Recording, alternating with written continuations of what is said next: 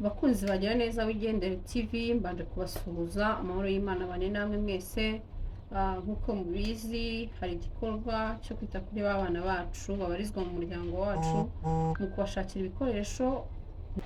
Waba ufite ikayi, waba ufite ikaramu, waba ufite bodaboda, icyo Imana yagushize ku mutima kandi yagushoje, waza tugafatanya muri icyo gikorwa cyo gufasha abana bavuye ku muhanda kugira ngo bazasubire ku ishuri bari smart.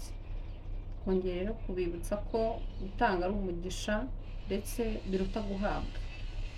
Rero icyo Imana yagushoboje wareba nimero iri hano hasi munsi muri link. Ubaye hari icyo Imana yagushyize ku mutima yakuburesinze, uzibuke kuburesinga abandi.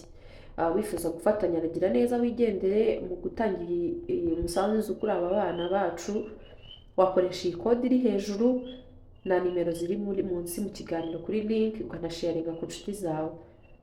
Ugiriye neza umwana ababigiriye Imana. Aba bana ni imfubyi, harimo n'abandi batishoboye bavuye mu ishuri kubera ko ubushobozi, ariko dushyize hamwe aba bana basubira kwiga kandi bari smart.